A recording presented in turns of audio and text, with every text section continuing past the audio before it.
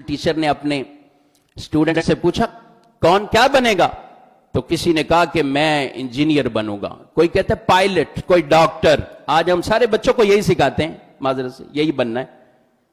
एक बच्चा खड़ा हुआ अपने उस्ताद से कहता है मैं सहाबी बनूंगा, मैं सहाबी बनूंगा। टीचर बड़े, भाई सहाबी बनेंगे, वो कैसे हो सकता है? नबी पाक अलैहिस्सलातु वस्सलाम की जो ईमान के साथ हयात ज़ाहरी में जियारत की, इसी पर खातिमा व सहाबी वो हुए, ये तुम्हारे दिल में ये कैसे पैदा हुआ? तो वो छोटा सा बच्चा कहता है मेरी मां रोजाना मुझे हुजूर के एक सहाबी का वाकया बताती है, अल्लाह रोजाना बताती है, मेरे दिल में शौक है मैं भी सहाबी बन जाऊं।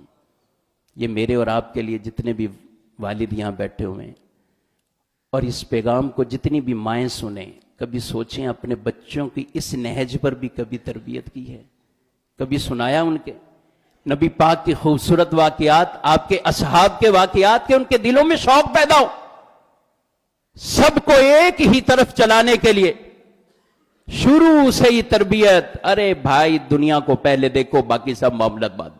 आज का दौर ये है, आज का दौर फुला है, सब बातें इसी तरह की करें, आपको कोई मना नहीं करता, शरीयत के दायरे में रहकर करते जाए मेरे भाई, लेकिन ईमानियात सबसे पहले है।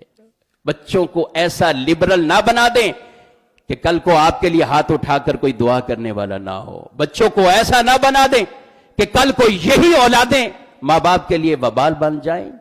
आज सारी दौलत जमा करके बच्चों को दे दें, लेकिन तरबियत अगर ठीक नहीं की हुई तो ये दौलत कब्र के अंदर भी उस वालिद को तकलीफ पहुंचाती रहेगी, जिसने बच्चे के लिए ये तो सब कुछ किया, लेकिन बच्चे हों या बच्चियां हों, दीनी एतबार से उनकी तरबियत को नहीं किया। आजाद छोड़ा हुआ है, हाँ भाई वैलेंटाइन डे है तो करो भाई, ये भी करो वो भी करो। ये कब तक मौलवियों की बातों में आते रहोगे?